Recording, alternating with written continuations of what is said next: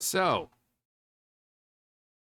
the more advanced graphics that we get, when you get games that look like real life, things are going to get a little more expensive.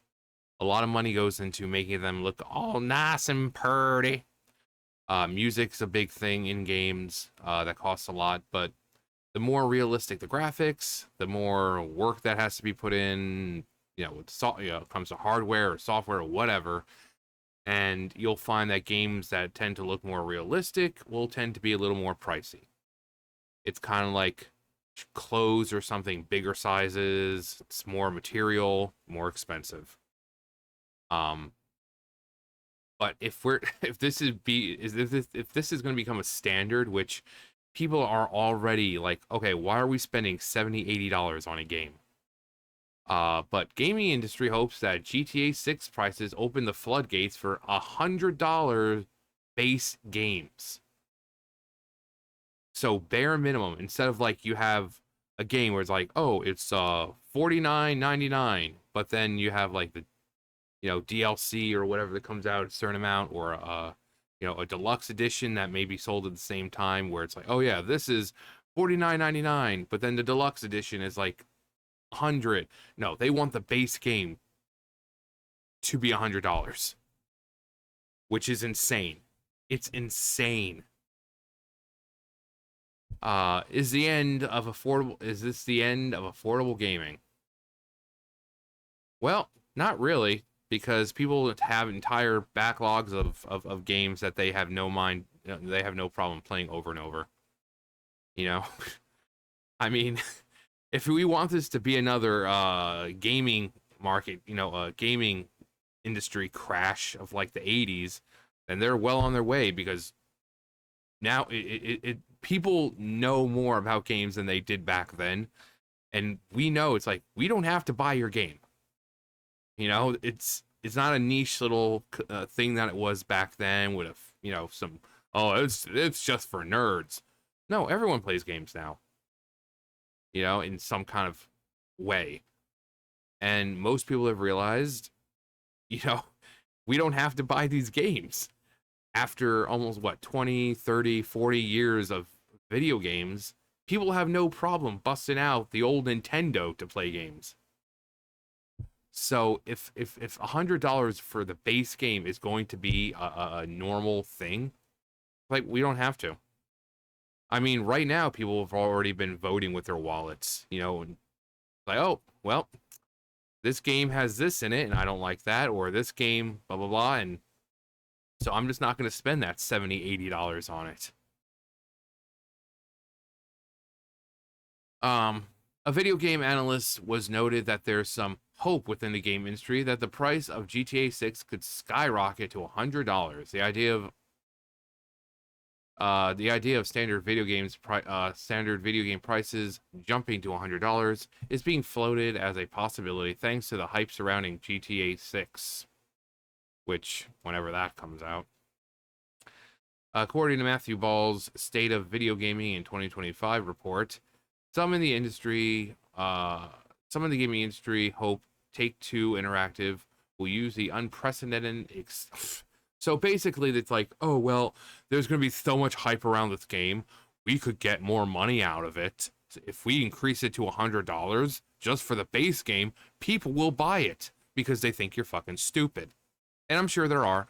I'm sure people will fall for it. Like, oh my god, I've waited so long for GTA 6. It's been like a gajillion years, so I have no problem paying $100. While other people are going to be like, yeah, I see what you're doing. No, no. I'll just wait for the holidays for when it goes on sale, and I'll just get it then. I have no problem playing other games until then. But it looks like they think you're stupid. They think that just because you've waited a while for the game that you'll pay anything. But then again, these are the same people, the people who will buy it are the same ones like, oh my god, the new iPhone has come out with slightly bigger screen and yet it's like $300 more. Sign me up. So there are idiots who will do that. Like, oh my god, I waited so long for this game, I'm gonna buy it. The same people, oh, it's like The new iPhone, same hardware and everything, slightly bigger screen, $300 more. So, unfortunately, there's always going to be people who do it. But if you're watching me, I hope you're not one of those people. I hope you see what they're trying to do. Um, the idea of standard video game prices jumping to $100 being floated around. You have about the hospital hype. Push to increase the price. If successful, this could open the door for other publishers to follow suit, and all under the guise of offsetting spiraling development costs. You know what would help costs? And considering it's coming from a lot of these companies that over the past year have lost a lot of money, try making better games. Then you won't have to offset anything. Make better games, better narratives, better characters, and the money will print itself. You know, people keep telling these companies to lay off the freaking forced DEI stuff, that if you're going to have inclusivity and all that, make them genuine characters, not stereotypes. Make them better written, give us a better story, and just make the game fun. Don't preach, don't just make the game fun. Nope. But then they wonder why they lose money.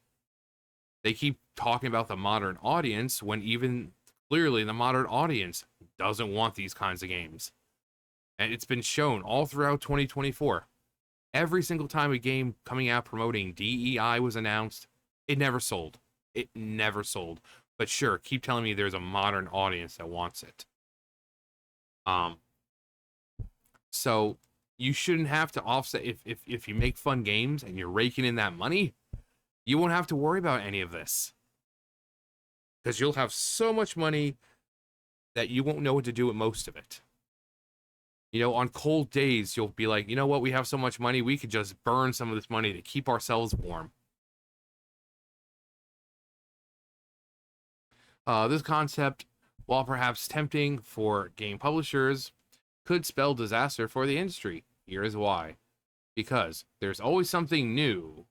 No. The true cost of gaming. First, let's address the elephant in the room. Gaming isn't getting cheaper for consumers. Yeah. And this is what happens when you try making the game look as realistic as possible. Again, the more realistic it looks, the more it costs. It's just unfortunately how it is. It's just like with movies.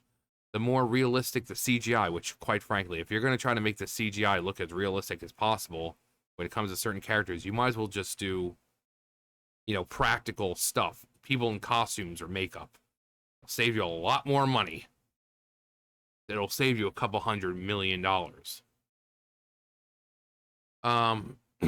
While game developers argue the prices have remained stagnant for years, ignoring that $10 jump from 70 in 2020, this doesn't tell the full story. The real cost of gaming has skyrocketed due to microtransactions, downloadable content, subscription services, and special editions. Yeah. Yeah, it's bad. You know, and it's like, oh yeah, and pre-order, and you know, you get this. Here's a pre-order for like this much, and you'll get this, and then people are like, oh my god, I need to get it. Oh my god, I need to get it. Then DLC, and oh, here's the deluxe edition. And then once you get in game, oh, here's some skins that you might like, and it's many gamers already spent hundreds on a single title when factoring in these add-ons. Bumping the base price to $100 would only further alienate an audience already wary of being nickeled and dimed. Risk of accessibility. Raising the base price could also limit. Yeah, I think most parents who are spending money on their kids with these games already see $70, $80 as way too much for a fucking video game. If it gets to 100, you can say, oh, well, that's only $20 more. You know, if the game is like $80, it's only $20 more. Yeah, doesn't matter. The parents are already probably on edge about having to buy these kids, you know, for Christmas and their birthdays and this and that, and all these freaking expensive games. So, yeah. Video gaming has thrived as a medium, partially because it appeals to a broad audience. Slapping $100 price tag on that on a game will push it out of reach for many casual game players and families. Yeah, that's. I mean, even though we're talking about GTA 6 here, there's a lot of family games that are just as expensive. So, again, families are already, especially in the economy right now, families are already looking at this stuff like, ugh, they want another game. They they didn't even get through the first game we bought them. And now we got to go out and spend another $70, $80. No, wait, no. We have to spend more because they wanted the deluxe edition. But you can say, oh, well, the parents don't have to do the deluxe. It doesn't matter. The point is, they're still spending $70, $80 on a game. You know, it's too much. Um,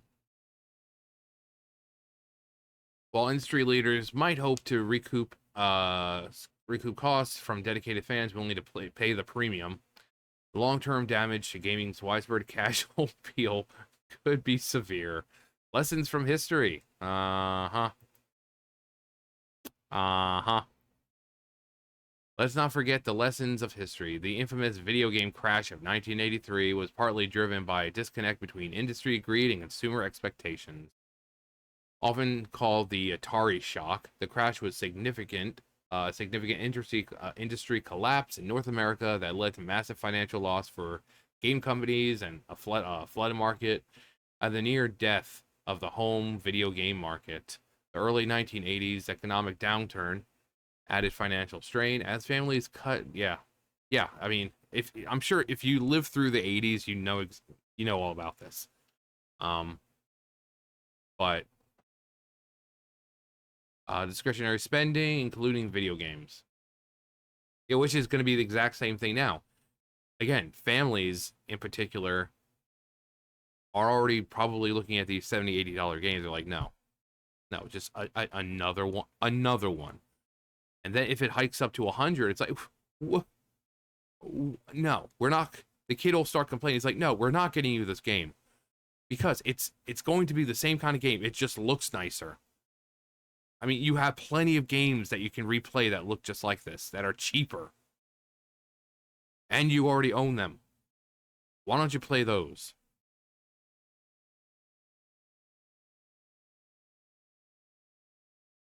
Many game developers and console manufacturers went out of business. Even Atari, the dominant player, was split up and sold off. The Nintendo Entertainment System revitalized gaming when it launched in 1985. Yeah. Yeah. It introduced stricter quality control through measures like the Nintendo Seal of Quality, which assured customers that games met a certain standard. And Nintendo's been going strong since. Kind of funny that Nintendo, who started out with making toys like cards and other ventures, ended up being one of the biggest, if not the biggest, video game company on the planet. So good for them. They worked hard, and under the direction of Shigeru Miyamoto. I mean, oh God, when that man passes, it is going to be a tragic day. I mean, I know Nintendo will still be in good hands, but boy, that man has done so much for the gaming industry. I am not looking forward to making that video. I am not looking forward to making that video. The video announcing that Shigeru Miyamoto has died. I am not looking forward to it. You know, that man is like the uncle that you've never met, but you hear people talking about him all the time. You've seen pictures of him, but you've never actually got to meet him, and but you know how awesome he is.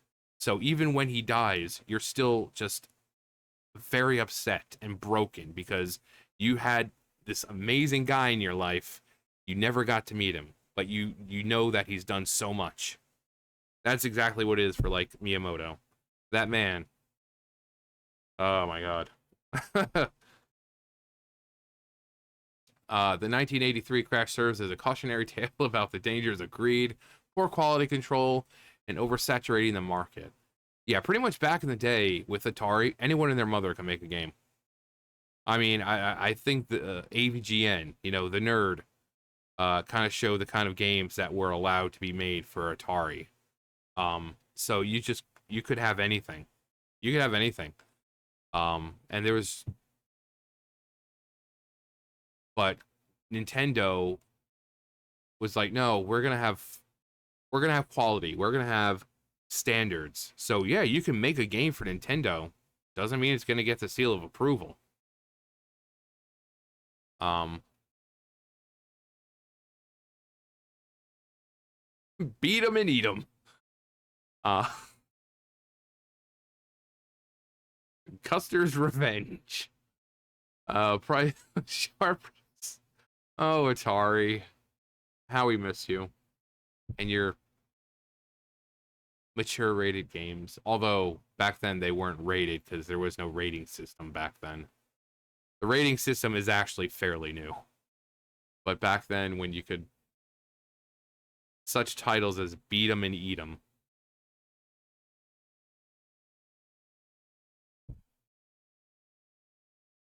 Oh, you're like, John, I think I actually played that. Probably not something you want to admit, but hey, a sharp industry in sharp pricing a sharp price increase, especially without adding meaningful value, risks alienating gamers who may decide to spend their entertainment dollars elsewhere, like on amazing modern movies. The gaming market's history shows us that overconfidence in consumer loyalty could lead to another reckoning. Yeah, they think you're stupid. The audience will decide. Ultimately, gaming companies can charge whatever they want, but consumers hold the real power. They vote with their wallets, exactly as I said. If Take-Two or others push standard game prices to $100, they risk significant backlash. Gamers may boycott these titles or turn to alternatives, including indie games or discounted back catalogs to fill the void. Companies betting on unwavering loyalty may find themselves sorely mistaken. Yeah, again, they think that just because you've had to wait like 20 freaking years for GTA 6 that you're just gonna mindlessly and just blindly spend whatever they ask you to because they think you're stupid. This is the problem with the gaming industry. These companies think you're stupid. Whether it be, they have terrible writing and terrible characters and then come out and call you phobus and ism for calling it out, games that hold your hand and have to tell you that, oh, this is bad. You shouldn't do this in real life because it's bad.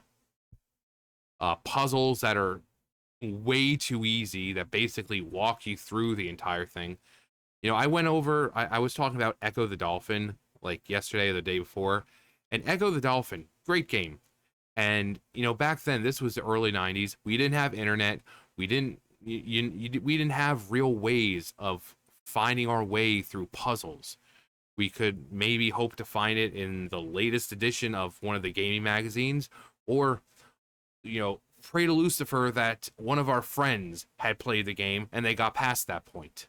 Other than that, it was a puzzle you had to solve on your own. And yet we did it. Nowadays, companies are like, okay, you take this over here. Now, you go over there, you put it on there. Okay, the door will open, but wait, there's another puzzle in the next room. Okay, you see, you take this, and you have to put it over there. They hold your hand. Or turn the statue 90 degrees this way. When we had Echo the Dolphin and stuff like that, games that had challenging puzzles we had to figure out on our own because, I mean, maybe our friends didn't have the same game. Maybe the gaming magazines didn't find it important enough to have that game in the magazine. So we had to figure it out on our own. But these companies think you're fucking stupid now. The message of the game has to be in your face because they think you're stupid and you can't read between the lines. The puzzles have to be simple because they think you're freaking stupid and you can't figure it out on your own. But then they want to do something like charge you 80, $70, $80 for that experience. Can't imagine why games aren't selling really much anymore. Why indie games are booming as normal because indie games are made usually by people with passion who are trying to make great experiences. That's why some use older graphics. I have one on here. It's styled in like N64 graphics, and it's kind of like an homage to Ocarina of Time. It's a great game. So when games are made by people who have a passion for it, who have a passion for good storytelling and good character development, whether those characters are diverse, they're just good. They're just good characters. Things sell. Things sell. But we're in modern day. Modern gaming is not the same. Uh, Publishers would be wise to tread carefully. History shows the audience can and will abandon those who take them for granted. In the end,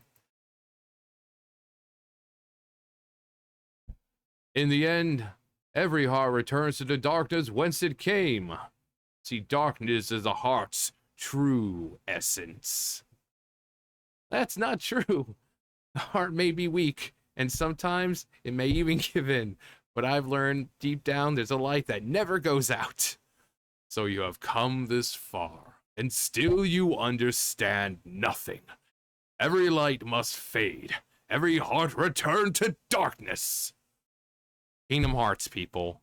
Uncultured swine. No, such a great cutscene, too. Billy Zane. That voice. That voice. Him voicing Ansem Seeker of Darkness in Kingdom Hearts 1, only to Richard Epcar in Kingdom Hearts 2, and every other Kingdom Hearts after that. I was like, who is this? This great. Edamon is voicing Ansem now. Give me Billy Zane. Give me Billy Zane. I want that voice. But Richard did just as fine, so doesn't matter. In the end, the message to the gaming industry is simple. Innovate wisely and respect your audience. The future of gaming depends on it. In the end, in the end of AAA gaming, the higher the price, the less people, people are going to buy it less. And especially when they think you're going to buy the game because, oh, well, it's taken this many years to get it, and you've been looking forward to it, right? And, oh, look at the game. It's so bright and pretty and realistic. But then you play the game, and there's, like, riddled with bugs, and the game sucks. It's like, oh, well, it looks like you just mindlessly spent $100 for no reason. You spent $100 on a game that looks pretty, but plays like crap. With a crap story, crap characters. I hope you enjoyed spending your $100. But, like I said, in the end, it's not going to really matter because gamers have backlogs that they have no problem going back to playing, even if they have to bust out some old consoles to do it. So anyway, will you guys be possibly spending $100 for a game? A base game, not a deluxe edition or special edition or anything. No, base game. Base game. Nothing special coming with it. No, get this and get this in game. No, just a base game. Let me know. But that's going to do it for me. You guys know the drill. I'll see you guys later. Bye, guys.